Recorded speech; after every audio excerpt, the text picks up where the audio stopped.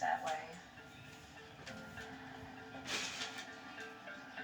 Nurse McBride and Dickinson police encouraged Jennifer to work with a sketch artist. Which one of these would you say would be closest? Can you remember what his face looked like?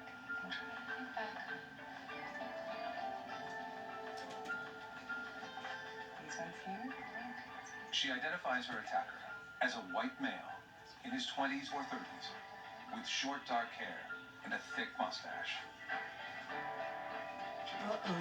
Certainly whatever color shirt he had on. She describes his clothing as well as the Buick automobile he was driving. And she writes, the man told her his name, Dennis.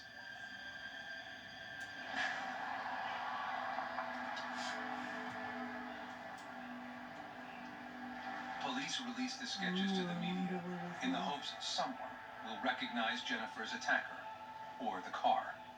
Leads pour in, but go nowhere. It gets frustrating because you think that, oh wow, here we go, we've got a break in this case, and unfortunately we hit dead ends every time. But what happens next surprises everyone. Doctor! She just made a noise. Despite the dire prediction of her doctors, Jennifer begins to speak. I think everybody was in tears when she talked. It was a miracle. It was. Well, we were in the car. Jennifer begins telling police everything that she experienced, and the details are excruciating.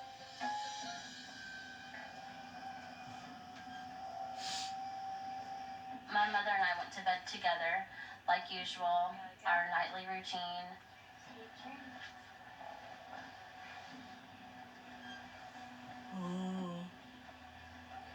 And then in my sleep, I was itching my mosquito bites and kicking her. So she just asked me to please go and sleep in my own room that night. I went in there and I got out books in my piggy bank and fell asleep with my light on in my room, in my bed. Around 2:30 a.m., in the dark of night, the unspeakable happened.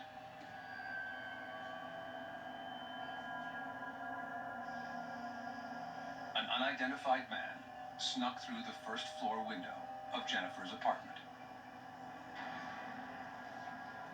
The next thing I remember is feeling almost like I was in a dream, feeling like someone was running with me. And I opened my eyes, and this man that I did not know had me in his arms. I did try to scream, but he covered my nose and mouth immediately. The man placed Jennifer in his car and drove away. Why? In the car, her attacker tried to convince her he was a member of law enforcement, a claim she believed. I'm an undercover cop, so just relax, don't be scared. I was 8 years old. You're taught to trust police and that police officers are good. The man traveled several miles through residential areas, even passing her grandparents' house. I saw their vehicles were there, and I told him that he could drop me off and leave me there. And he said, no, nobody's home, and kept driving. He eventually stopped at the local elementary school that Jennifer attended. I remember him offering me candy. I didn't take it, of course, because, again, in school I was taught, not to take candy from strangers. The man then drove the child to an overgrown field just down the street. When we got to the field, he told me that his gun was in the back seat. So I leaned over to look into the back, and he immediately ripped my panties off of me and started to rape me in the front seat of the vehicle.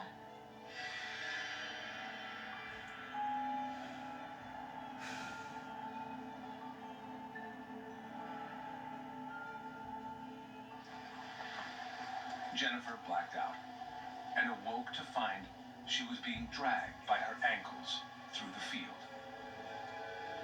He had stopped dragging me. I had my eyes open and immediately shut them and played dead. And he dropped my legs and left me in a fire ant pile. And then he just left. Jennifer struggled to call for help, but found she could not move or even scream. Every time I would try to even lift my head, I didn't have the ability to. I still didn't know that my throat had been cut. And I somehow got the strength to just kind of throw my hand on my neck. And when I did that, I could feel that it was open. I immediately just started praying for all my family and everything. I was very at peace. I don't remember feeling scared at that point. I just knew that I was going to die. But Jennifer has beaten the odds by surviving and regaining her voice. We were in the car. She undergoes months of extensive rehabilitation and wears a breathing tube in her throat for most of her third grade year. Her scars are far from just physical. At first, I was terrified. I was even scared of any male doctors. I just thought, everybody was the man that had done this to me. I feared that he would come back and, finish me off. That's what I kept thinking of in my head. Dickinson police are relieved Jennifer is recovering, but they know that her attacker, a man named Dennis, is still on the loose. And according to Jennifer, he just might be a cop. I'm an undercover cop, so just relax, don't be scared. We didn't know whether that was true or not. Until we knew who it was, that was a viable option that we had to look at. That's the scary part, is that he was still out there. Just weeks after being taken from her home and having her throat slit, 8-year-old Jennifer Schuett has miraculously regained her voice. I asked him if he was really a cop, so he said She reveals to authorities that her assailant claimed to be an undercover cop, a possibility that terrifies them. That's every parent's nightmare, because parents tell their children, you trust law enforcement, and then you have someone who's telling an 8-year-old girl that he's law enforcement and doing horrible things to her. That's deeply disturbing. To make matters worse, the FBI lab in Quantico, Virginia, is unable to even test for DNA. The stains on the man's clothing found with Jennifer's are simply too small.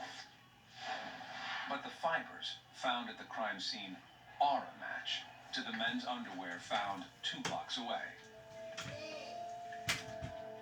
And 2 pubic hairs of Caucasian descent are found intermingled with the clothing. But given the current technology, analysts are afraid that testing the hairs could jeopardize the entire case. We had to make a decision based on, did we want to take a chance on losing the only 2 pieces of evidence we had, those 2 pubic hairs, and try to extract mitochondrial.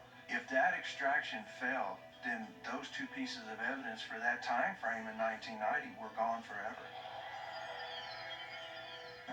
Investigators make the difficult decision to delay further testing until they have a viable suspect. Here we have a bunch of evidence, if you will, that was recovered from the scene that and our hands are tied. So we have an individual walking around out there, driving around looking for another victim, and we couldn't do anything. That suddenly changes in 1993. Police get a promising lead when Jennifer, now a 5th grader, is reading the newspaper and sees an obituary for someone who looks like her attacker. The deceased man was in prison and, as it turns out, attended high school with Jennifer's mother. Her mother, in her mind, put 2 and 2 together and felt this must be her attacker. He knew me, he knew her, must be him. Investigators consider testing the pubic hairs found among the discarded clothing to compare DNA, a move that would destroy the evidence. Then, they learn that the suspect was killed during a prison scuffle and has already been buried. We didn't have hair to match with him, but based on his blood type, we ruled him out at that point.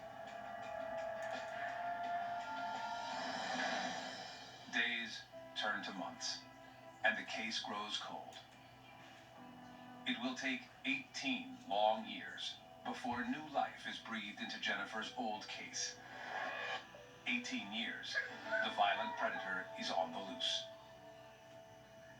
I thought about my attack every day, but I still slept in bed with my mom until I was like 15 because I was terrified of the dark, just of him coming back.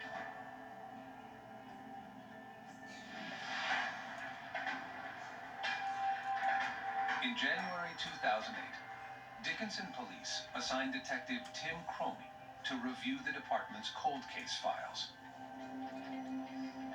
including Jennifer's. This case had been here for 18 years. I knew a lot of the investigators personally. I didn't want to talk to any of them and get opinions from them. I wanted to start with fresh eyes.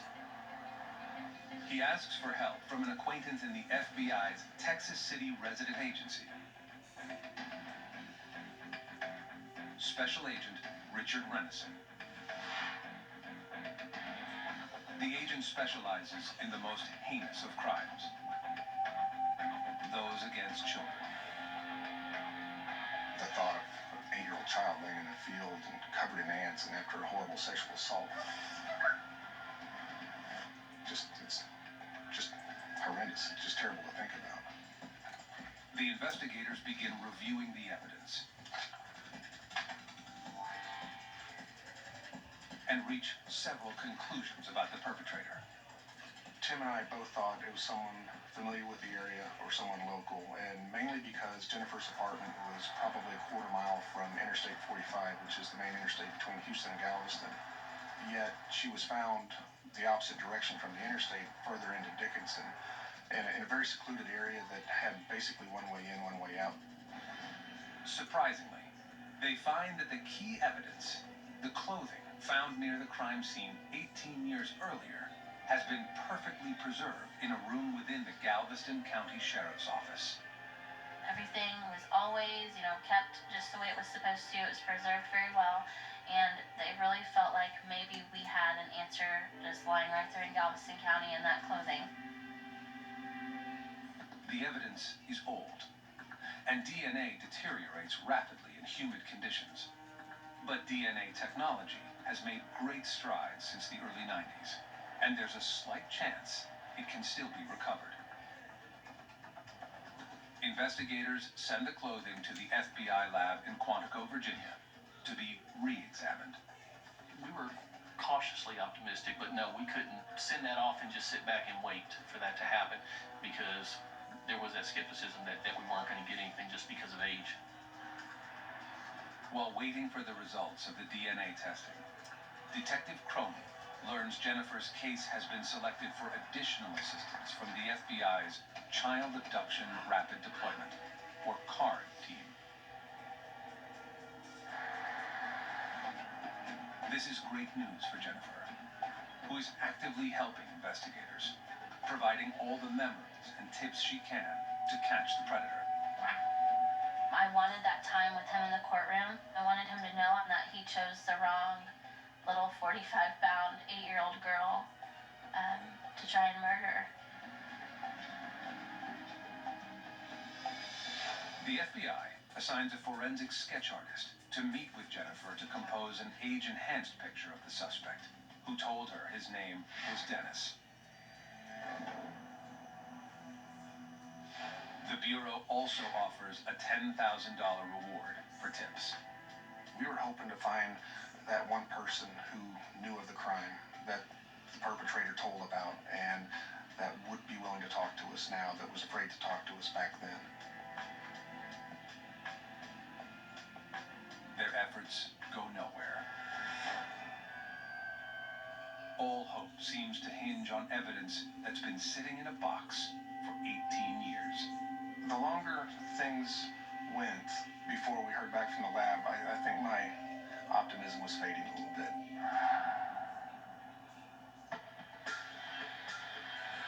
But in September 2009, 19 years after Jennifer Schuett was kidnapped, sexually assaulted, and left to die, investigators get the break they've been waiting for. The DNA lab in Quantico is able to generate a profile from the biological material found on the waistband of the male underwear. It's still just a miracle that they pulled that profile, just because the clothing was so old. But the miracle won't be complete unless the FBI lab can find a match. The issue is that that profile is just somebody's DNA. It doesn't have a name. I didn't know who it was. And it's really someone out there, out of the 300 million people in the United States, there's one person whose DNA that is. Technicians run the profile through a nationwide database of the DNA profiles of more than 6 million known offenders. They get a single match.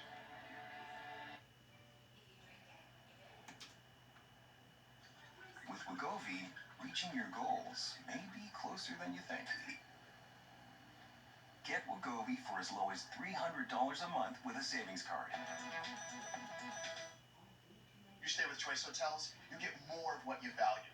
Like at the Comfort Inn, where kids value breakfast with options. I don't need options, just waffles. Yogurt? Cereal? Just waffles. My man. Book direct at choicehotels.com. With a Lazy Boy recliner, you go 0 to lazy at the touch of a cushion every single time. Because this comfort doesn't quit and holds up for all your downtime. Get the comfort you deserve at Lazy Boy. Lazy Boy, long live the lazy. It was about 2:30 in the morning and my cell phone rings. It was Tamara Moretti at 2:30 in the morning calling to tell me that she had a DNA profile and who the person was. It was a pretty cool moment. And it was simply amazing that we were able to find him. The DNA profile matches a sample taken from a man who was convicted on a kidnapping charge in 1997 in Hot Springs, Arkansas. His name, Dennis Earl Bradford. My first reaction when I got the call was, we knew where he was now. Is, my God, how do I put this guy in Dickinson, Texas, 19 years ago?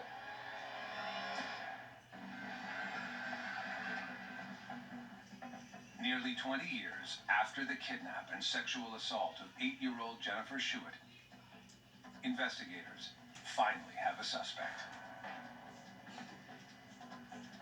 DNA testing has linked the evidence to 40-year-old Dennis Earl Bradford.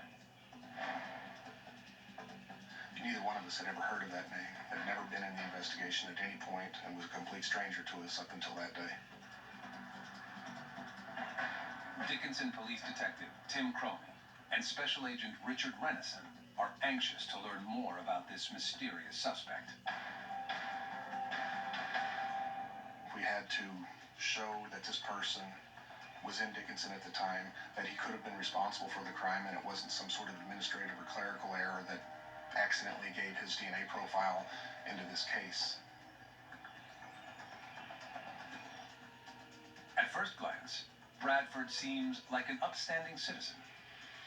He works as a welder in Little Rock, Arkansas, and is married with children.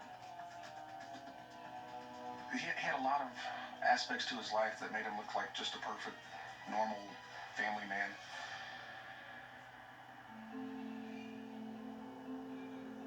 But Bradford also has a checkered past and roots that lead back to Dickinson, Texas. Bradford attended high school there, and arrest records show he had been cited for traffic violations 3 years before Jennifer's kidnapping. Police searched for his old address and hit the jackpot. He gave his home address as apartments that were adjacent to where Jennifer lived, and probably 200 yards on a straight line if you walked them. Authorities obtained Bradford's driver's license photo and are stunned by the striking resemblance to the sketch Jennifer helped the artist render almost 2 decades earlier. That's him? After all these years, you kind of question yourself, you know, just because there's never really been any big leads or suspects. It's like, okay, am I really remembering what he looked like? And everything was right on point with, you know, what I said right from the beginning.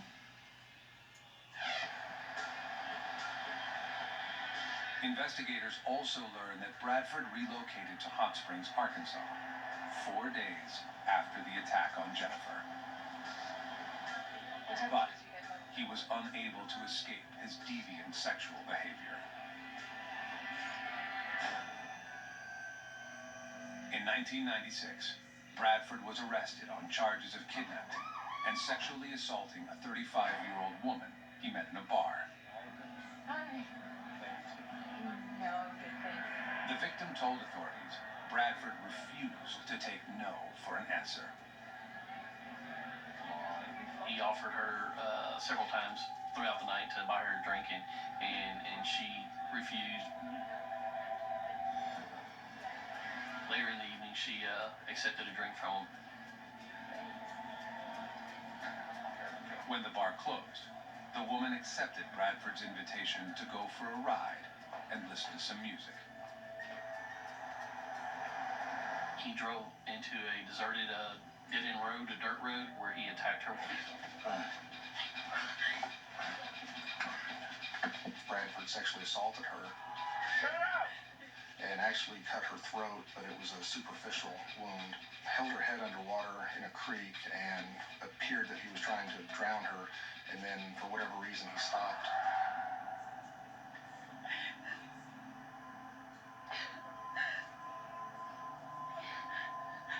And cleaned her up a little bit and drove off. The woman remembered Bradford's license plate and reported the attack to police. Although unable to reach a verdict on the rape charge, a jury sentenced Bradford to 12 years in prison for kidnapping. Upon conviction, Bradford's DNA was entered into a national database. If he knew that we did recover that clothing, I'm sure he had to worry about that. I'm sure he thought every day of his life he looked over his shoulder wondering when it was going to come back to haunt him. Bradford served 3 years of his sentence before being released on parole in February 2000. He then relocated to Little Rock. Since then, he'd been a free man. But the FBI is about to change that. On October 13th, 2009, authorities pulled Dennis Bradford over during his morning commute to work with his wife. We decided it would be best to have patrol officers pull him over and tell him that he had an outstanding warrant.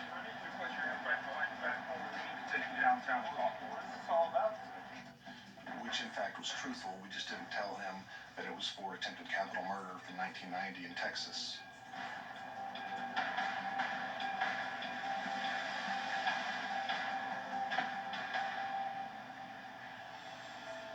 It was finally over. Jennifer could relax. She didn't have to worry about looking over her shoulder anymore. Or so police think. Because Jennifer's quest for justice is about to take another startling turn. 27-year-old Jennifer Schuett has waited nearly 2 decades for the arrest of the man who savagely assaulted her and left her for dead before she was just a child.